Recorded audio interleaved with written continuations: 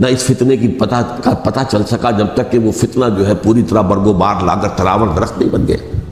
اس کے نتیجے میں حضرت عثمان رضی اللہ تعالیٰ عنہ شہید ہوئے، اور خلیفہ پھر حضرت علی رضی اللہ تعالیٰ عنہ کو انہی سوائیوں نے، جنہوں نے گھیراؤ کیا تھا، جنہوں نے حضرت عثمان کو شہید کیا ہے، یہی حضرت علی رضی اللہ تعالیٰ عنہ کے ارد گرد ہو گئے۔ اور حضرت علی رضی اللہ تعالیٰ عنہ بھی نہیں چاہتے تھے خلافت کی بیعت لینا، لیکن آخر کیا کرتے؟ کیا وہ امت کو بغیر خلیفہ کے چھوڑ دیتے؟ حضرت زبیر سے کہا گیا، انہوں نے نہیں مانا، رد کر دی بات۔ حضرت طلحہ سے کہا گیا، انہوں نے نہیں مانا۔ حضرت علی سے کہا گیا، اب عشرہ مبشرہ میں سے یہی تو تھے نا، لہذا انہوں نے تسلیم کر لیا، خلافت ہو گئی۔ لیکن اس کے بعد جو خانہ جنگی ہوئی ہے، اس خانہ جنگی کے نتیجے میں نوٹ کر لیجئے کہ 1,00,000 کے قریب مسلمان ایک دوسرے کی تلواروں اور نیزوں اور برچھیوں اور تیروں سے ختم ہو گئے، ہلاک ہو گئے۔ یہ ہماری تاریخ کا تاریخ ترین باب ہے۔ 5 سال، 4.5 سال حضرت علی کی خلافت کے، اور 6 مہینے حضرت حسن کی خلافت کے رضی اللہ تعالیٰ عنہ۔ اس سے کیا ہوا کہ ایک طرف تو اسلام کی جو توسیع ہو رہی تھی، تھمتا نہ تھا کسی سے سیل رواں ہمارا، وہ سیلاب رک گیا، انٹرنل سیبوٹاج ہو گئی نا، اب تو اندر ہی آپس ہی میں اگر دست و گریبان ہو گئے تو باہر اب کیا توسیع کرتے ہیں، وہ توسیع کا عمل رک گیا۔ اور یوں سمجھیے کہ جیسے ٹرک اگر کبھی چل رہا ہو، بھرا ہوا ہو، لوڈنگ، اور وہ چڑھائی چڑھ رہا ہو، تو اگر کہیں موشن ٹوٹ جائے، ٹرک کو رکنا پڑے، تو ڈرائیور کے جان پر بن جاتی، اس لیے کہ اس کو دوبارہ سٹارٹ کرنا، اور جبکہ وہ چڑھائی پر ہے، انکلائن پر ہے، آسان کام نہیں ہوتا، خطرہ ہوتا ہے وہ پیچھے جو ہے وہ نہ جائے۔ اور پہاڑی علاقوں میں آپ کو معلوم ہے ذرا پیچھے چلے جانے کا مطلب جو ہے بہت خطرناک جو ہے نتیجہ نکل سکتا ہے۔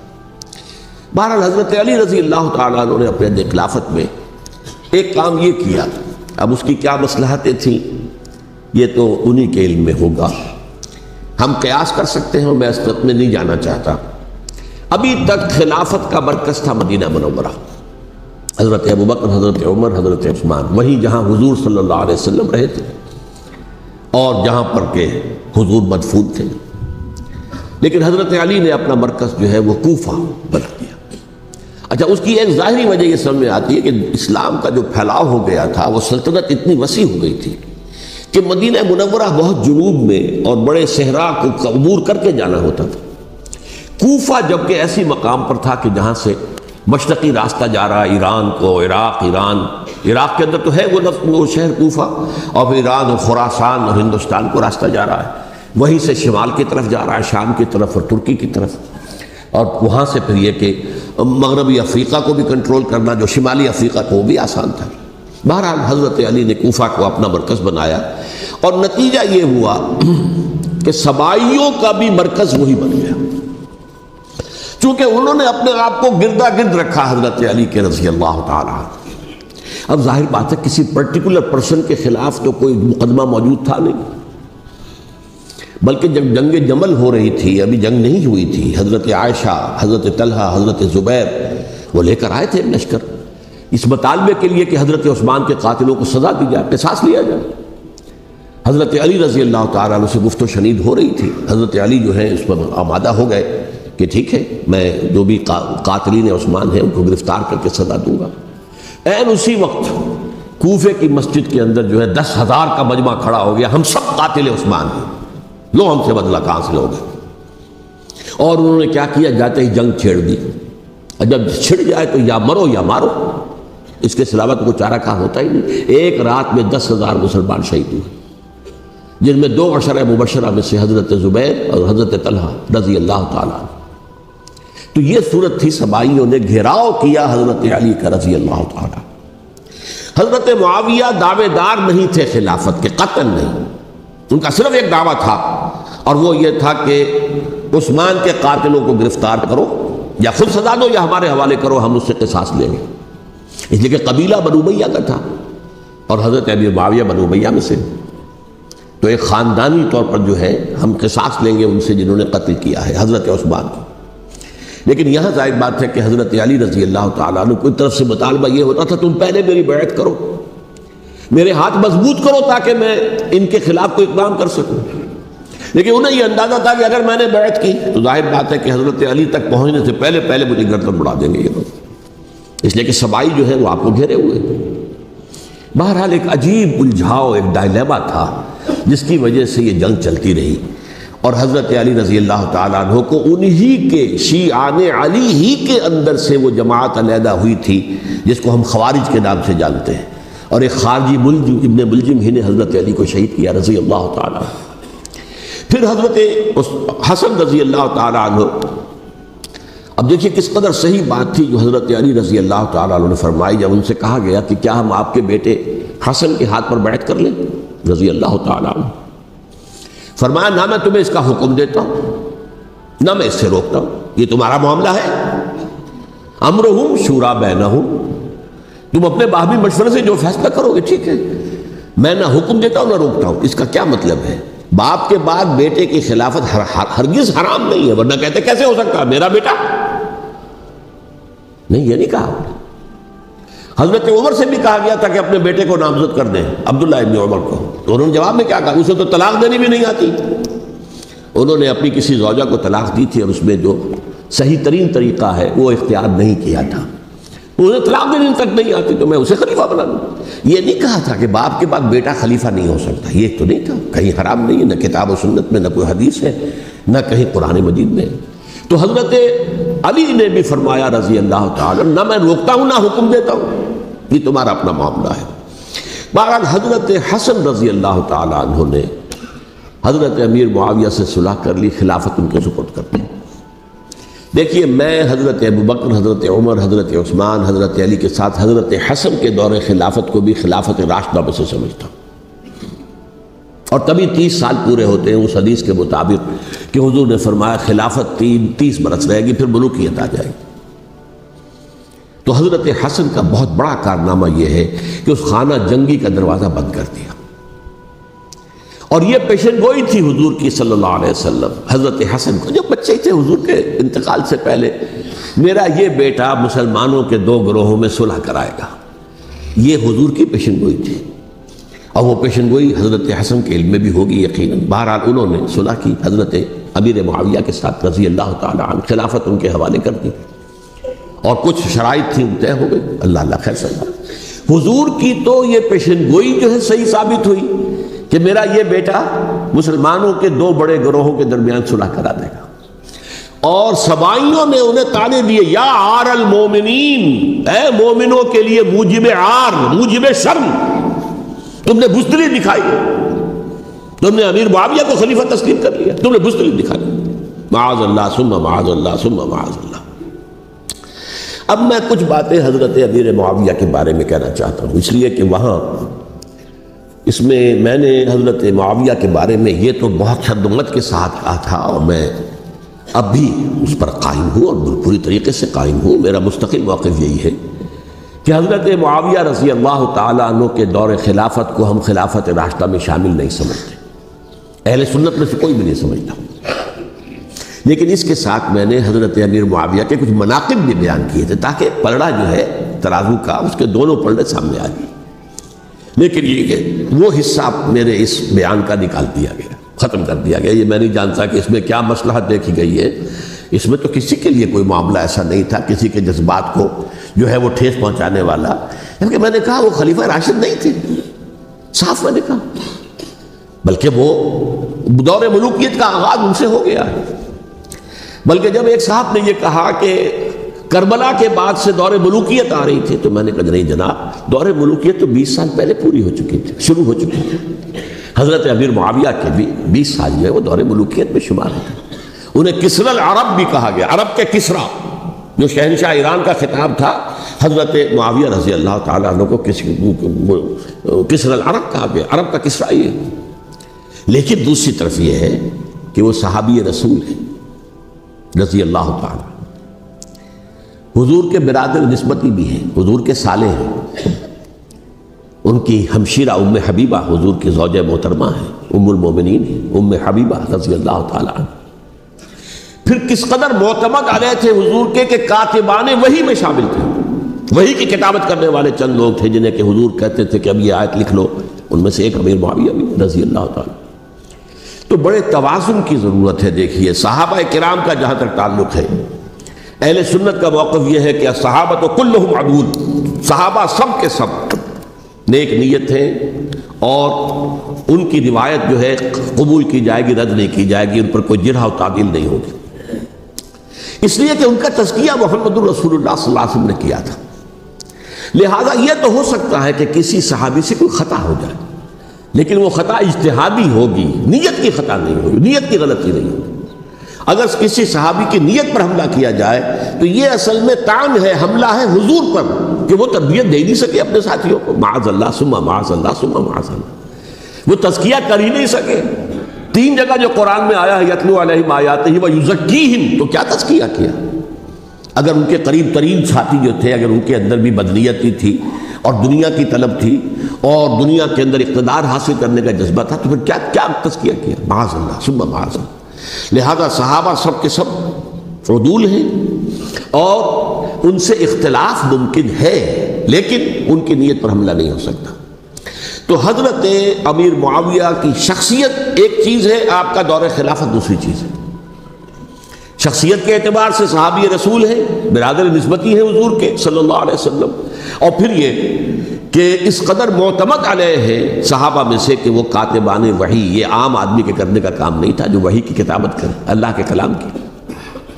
البتہ یہ ہے کہ جیسا کہ میں نے عرض کیا، ان کا دور خلافت راشدہ نہیں ہے، وہ ملوکیت کا دور ہے۔ یہ میں نے جیسا کہ عرض کیا، میں نے ایک صاحب نے جب یہ کہا کہ ملوکیت شروع ہو رہی تھی، میں نے کہا شروع نہیں ہو رہی تھی، ملوکیت تو 20 سال پہلے شروع ہو چکی تھی۔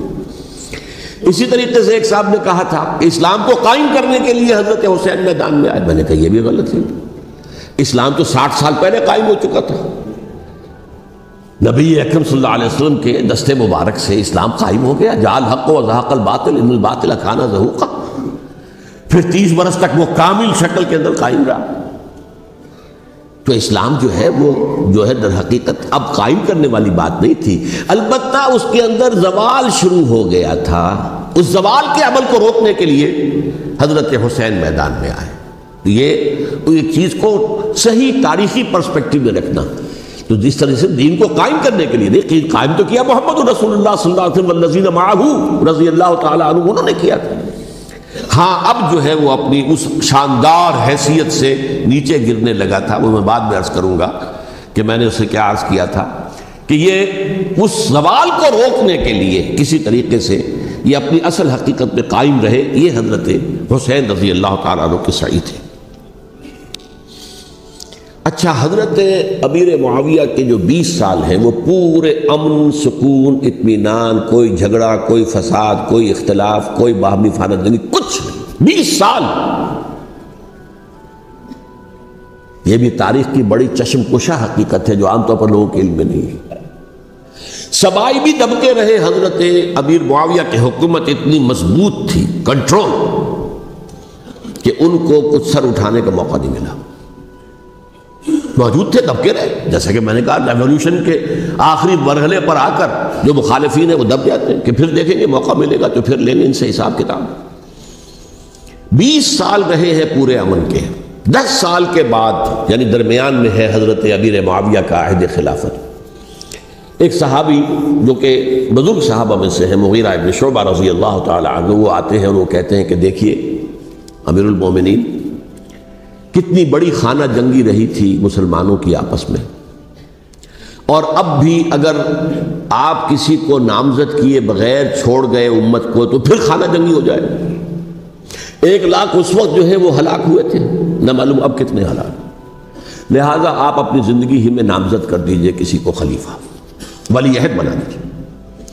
حضرت امیر معاویہ نے ابتداءً جو ہے انکار کیا نہیں، لیکن ان کے دلائل ایسے تھے وزنی، اور میں سمجھتا ہوں کہ وہ بات صحیح تھی جو مغیرہ ابن شعبہ نے کہی، اس لیے کہ اب صحابہ کرام میں سے جو کبار صحابہ تھے وہ تو سب دنیا سے رخصت ہو چکے تھے، اب تو یا صغار صحابہ رہ گئے تھے جو حضور کے زمانے میں بچے تھے، حضرت حسن، حضرت حسین، عبداللہ ابن زبیر، یہ بچے تھے نا، یا تو وہ تھے، اور یا بالکل نو مسلم تھے، اور نو مسلموں میں بڑی تعداد وہ تھی جو ایرانیوں کی تھی، شامیوں کی تھی، ادھر کی تھی، ادھر کی تھی، تو ان کو تو ظاہر بات ہے کہ تربیت نبوی سے کیا خلافت راشدہ سے بھی اکثر و بیشتر کو کوئی حصہ ملا ہی نہیں تھا۔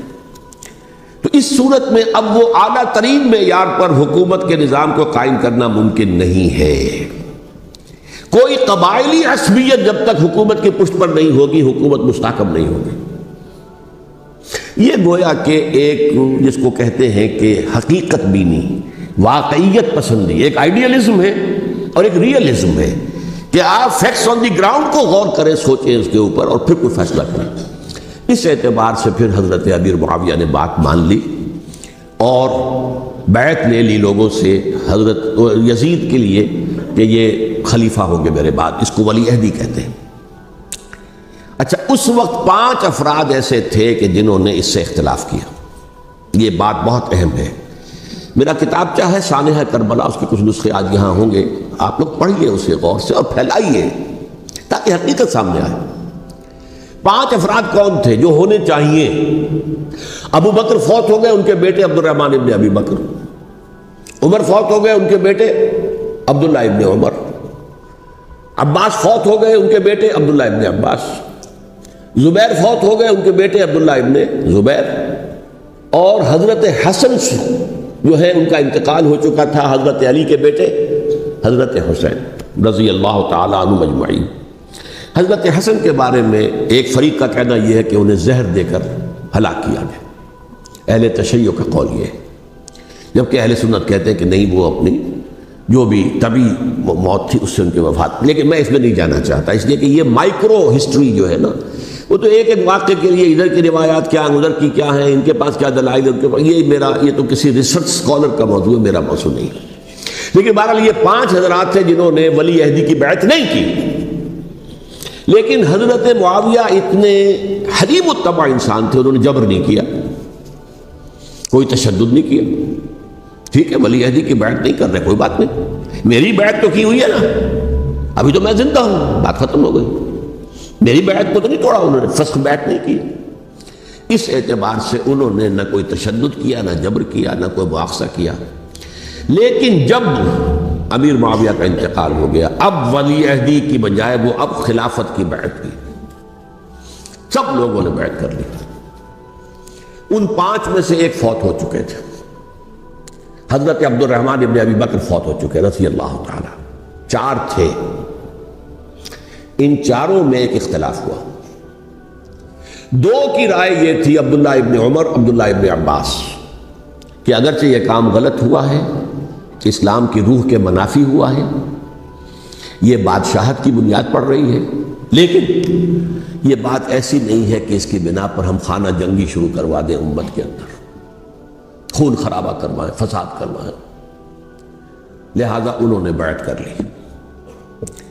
اب کوئی اگر یہ کہے معاذ اللہ کہ وہ بک گئے تھے یزید کے ہاتھ میں، معاذ اللہ ثم معاذ اللہ، وہی بات آپ اختلاف کر سکتے ہیں کہ انہیں نہیں کرنی چاہیے تھی، یہ کوئی رائے رکھے، مجھے اختلاف نہیں، لیکن ان کی نیت پر حملہ کریں گے تو حملہ محمد رسول اللہ پر ہوگا صلی اللہ علیہ وسلم۔ عبداللہ ابن عمر کون ہیں؟ کتنی حدیثیں ان سے جو ہے وہ منقول ہیں۔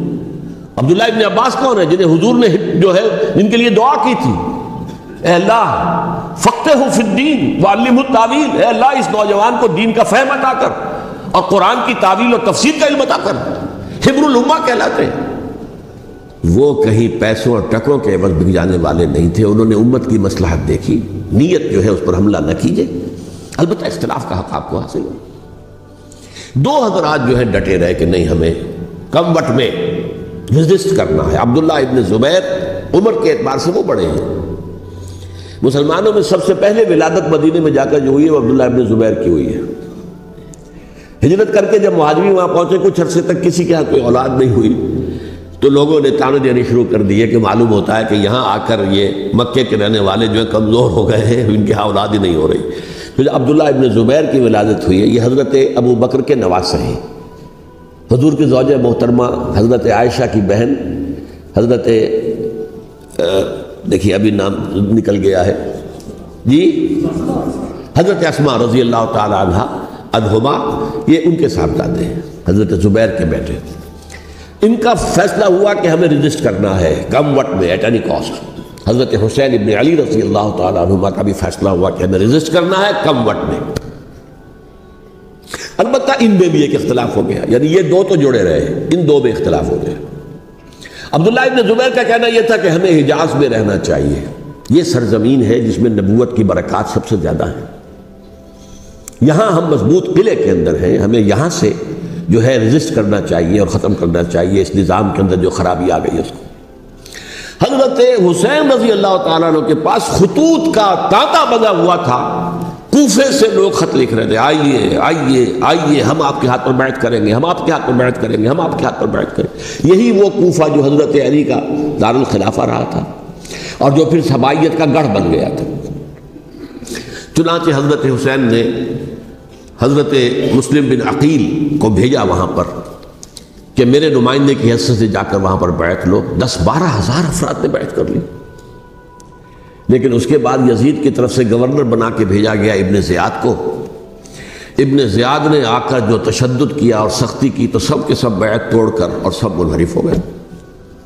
مخلصین تو وہ تھے نہیں، الکوفی لایوفی، کوفی جو ہے وہ تو کوئی وعدہ وفا کرنے والا ہوتا ہی نہیں، بیعت توڑ دی۔ فمن نقص فانما ينقص على نفسه، بیعت کے بعد بیعت توڑ دینا بہت بڑا گناہ ہے، توڑ دی۔ ادھر اطلاع مل گئی حضرت حسین کو، چل چکے تھے وہ، راستے میں تھے کہ وہاں تو مسلم بن عقیل شہید ہو گئے اور سب لوگوں نے بیعت توڑ دی۔ اب واپس جانا چاہتے تھے لیکن مسلم بن عقیل کے بیٹے جو ہے اڑ گئے۔ یہ عرب کی اپنی ایک جو ہے پرانی ان کی حمیت اور ان کا قبائلی نظام کہ اب ہم اپنے والد کے خون کا قصاص لیے بغیر نہیں جائیں گے۔ حضرت حسین رضی اللہ تعالیٰ عنہ کی مروت اور شرافت کہ یہ میرا ساتھ دینے کے لیے آئے تھے، اب میں ان کا ساتھ نہ دوں تو یہ تو شرافت اور مروت کے خلاف ہے۔ کہا اچھا چلو چلتے۔ وہاں جا کر بھی عین اپنے میدان کے اندر بھی حضرت حسین رضی اللہ تعالیٰ عنہ نے 3 چیزیں پیش کی ان کوفیوں کے لشکر کے خلاف۔ سب سے بڑا لشکر کے اندر سب سے بڑے تو کوفی تھے جنہوں نے بیعتیں کی ہوئی تھی حضرت حسین کے ساتھ۔ دیکھو مجھے جانے دو واپس حجاز کی طرف، یا مجھے سرحدوں پر بھیج دو تاکہ میں کافروں کے ساتھ جنگ کرتے ہوئے اپنی جان دے دوں، یا مجھے یزید کے پاس جانے دو، میں اپنا معاملہ اس سے طے کر لوں۔ لیکن کوفیوں کو یہ گوارا نہیں تھا۔ اگر یہ یزید کے پاس پہنچ گئے تو ہمارا کچا چٹھا بیان کر دیں گے کہ مجھے تو ان لوگوں نے برگلا کر بلایا تھا۔ اس لیے کہ دیکھیے حضرت امیر معاویہ کے 20 سالوں کے دوران میں بتا چکا ہوں، ان کی حکومت اتنی مستحکم تھی کہ اس کے خلاف کوئی فتنہ اٹھانا ممکن نہیں تھا۔ اب چونکہ چینج اوور ہوا تھا، اور چینج اوور میں آپ کو معلوم ہوتا ہے کہ ایک جس کو کہتے ہیں every thing is in the melting پاٹ، ابھی تو یہ درمیان کے اندر معاملہ ہے، تو انہیں موقع ملا، سر اٹھایا حضرت حسین رضی اللہ تعالیٰ عنہ کو، جو خطوط لکھے جس کے کہ تھیلے کے تھیلے اور بوریوں کی بوریاں بھری ہوئی حضرت حسین کے ساتھ تھی، وہ کہا کہ آئیے ہم آپ سے بیعت کریں گے۔ انہوں نے نہیں مانا، اور اصل میں حضرت حسین کے قاتل وہ کوفی ہیں، وہ بزدل، وہ منافق جنہوں نے بیعت کر کے بیعت توڑی، اور اب وہ آ گئے کہ اگر یہ حسین رضی اللہ تعالیٰ عنہ بچ کر کہیں یزید کے پاس پہنچ گئے تو پھر ہمارا کچا چٹھا جو ہے وہ سامنے آ جائے گا اور ہماری پھر شامت آ جائے گی۔ لہذا انہوں نے قتل کیا حضرت حسین کو رضی اللہ تعالیٰ۔ ایک بات جو علامہ ڈاکٹر قلب صادق نے فرمائی، اور میرے علم میں یہ بات پہلے نہیں تھی، وہ یہ کہ حضرت حسین کے قتل کا فتویٰ ایک بہت بڑے مفتی نے دیا تھا۔ یہ بات بھی ذرا سمجھ لیجئے، حضرت حسین رضی اللہ تعالیٰ عنہ کے قتل کا فتویٰ ایک بہت بڑے مفتی نے دیا تھا۔ کیوں دیا تھا؟ اس لیے کہ حضور کی احادیث موجود ہیں کہ جب ایک شخص کی ایک خلیفہ کی بیعت ہو جائے تو دوسرا اگر کھڑا ہو تو اسے قتل کر دو، کھلی حدیث۔ اسی لیے ایک بہت بڑے مفسر بھی ہیں، فقیہ بھی ہیں، قاضی ابن العربی رحمۃ اللہ علیہ، ایک ابن عربی ہیں الف لام کے بغیر، ابن عربی، وہ بہت بڑے صوفی ہیں، فلسفی ہیں، اندلس کے ہیں۔ یہ قاضی ابن العربی ہیں جنہوں نے قرآن کی ایک تفسیر لکھی ہے اس اعتبار سے کہ صرف ان آیات کی تفسیر جن سے کہ فقہی احکام جو ہے ان کا استنباط ہوتا ہے۔ یہ 2 تفسیریں اس طور سے لکھی گئی ہیں قرآن مجید کی، احکام القرآن ان کا نام ہے دونوں کا، جن میں سے ایک جو ہے قاضی ابن العربی کی ہے۔ ان کا ایک جملہ نقل ہوتا ہے، قتل الحسین بسیف جدہ حسین قتل ہو گئے اپنے ہی نانا کی تلوار سے. وہ تلوار کیا تھی؟ جب کسی کی بیعت ہو چکی ہو پھر کوئی کھڑا ہو مدعی خلافت قتل کر. میرے نزدیک حضرت حسین مدعی خلافت نہیں تھے. یہ بات اس وقت سامنے لوگوں کے نہیں آئی، بلکہ حکومت نے یہ باور کرا دیا کہ یہ تو باغی ہے، یہ مدعی ہے خلافت کے. انہوں نے تو دعویٰ نہیں کیا خلافت کا، وہ تو صرف اس عمل کو روکنے کے لیے میدان میں آئے تھے. اور اس بات کو اچھی طرح سمجھ لیجئے کہ اس وقت تک یہ جو تصور آج ہمارے پاس ہے کہ ریاست علیحدہ ہے، حکومت علیحدہ ہے، state of Pakistan, we are loyal to the state of Pakistan, ہم ریاست پاکستان کے وفادار ہیں، گورنمنٹ آف پاکستان کے وفادار نہیں ہیں. We are not loyal to the government. Government تو کبھی بے نظیر کی تھی، ہم اس کے خلاف تحریک چلا رہے تھے، یا کبھی کسی اور کی تھی اس کے خلاف تحریک چل رہی ہے، یا کبھی ضیاء الحق کی تھی اس کے خلاف تحریک چل رہی ہے. گورنمنٹ کو بدلنا تو عوام کا حق ہے. آج اس وقت نہیں تھا، اس وقت ریاست اور حکومت کا کوئی فرق نہیں تھا. لہذا جو حکومت سے اختلاف کرے گویا کہ باغی ہے. یہ ہے اصل میں وہ پیچیدہ مسئلہ کہ کیوں کسی مفتی نے فتویٰ دے دیا. اس لیے کہ اس وقت تک ریاست اور حکومت کا فرق واضح نہیں تھا دنیا پر. یہ تو ابھی کوئی 100-150 سال کی بات ہے کہ آج ہمارا جو پولیٹیکل سائنس کا ایولیوشن ہوا ہے وہ اس اسٹیج تک پہنچ گیا ہے کہ اسٹیٹ علیحدہ ہے، حکومت علیحدہ ہے. حکومت تو اسٹیٹ کے 3 آرگنز میں سے ایک آرگن ہے. ایڈمنسٹریشن حکومت کی ہے، جوڈیشری ہے اور لیجسلیچر ہے. 3 آرگنز ہیں بڑے بڑے، ان میں سے ایک ہے. تو حکومت کو بدلنا تو عوام کا حق ہے، چاہے وہ ووٹ کے ذریعے بدلیں چاہے ایجیٹیشن. اگر پرامن ایجیٹیشن ہے اس سے حکومت کو بدلنے کا حق حاصل ہے دستوری طور پر ہر اعتبار سے. اس وقت یہ نہیں تھا. لہذا صورتحال یہ بن گئی کہ حکومت وقت نے باور کرا دیا مسلمانوں کو. ورنہ سوچئے نواسۂ رسول کو قتل کرنا کوئی آسان کام تھا؟ آخر سب کلمہ گو تھے کہ نہیں تھے؟ کلمہ گو تو تھے نا، اور حضور سے عقیدت اور محبت میں کمی. لیکن یہ کہ فتویٰ اگر ایک بہت بڑے مفتی کا، جو کہ حضرت علامہ ڈاکٹر قلب صادق صاحب نے فرمایا، مجھے اس مفتی کا نام بھی معلوم نہیں، کہ ایک مفتی ہی کا فتویٰ تھا وہ، جس کے بنا پر اب ان لوگوں نے حضرت حسین کو قتل کیا. اور یہی وجہ ہے کہ انہوں نے پھر خیموں کو بھی آگ لگا دی. وائی حالانکہ دیکھیے اگر دشمنی کا انتقام ہوتا تو حضرت علی بن حسین جو بیمار تھے، جو بعد میں زین العابدین رحمت اللہ علیہ کے نام سے پھر یہ اہل تشیع کے چوتھے امام معصوم ہیں، حضرت علی، حضرت حسن، حضرت حسین، اور پھر حضرت علی بن حسین زین العابدین رحمت اللہ علیہ، کیا ان کو بھی قتل کر دیتے؟ حضرت حسین کی نسل ہی ختم ہو جاتی. لیکن دیکھیے آگ کیوں لگائی؟ آگ اس لیے لگائی کہ وہ جو ڈاکومنٹری پروف ہے ہماری غداری کا یزید کے خلاف حضرت حسین کو جو ہم نے دعوت دی، وہ جو ڈاکومنٹری پروف خطوط کی شکل میں موجود ہے وہ ختم ہو جائے، ڈسٹرائے ہو جائے. اس کے لیے انہوں نے خیموں میں آگ لگائی.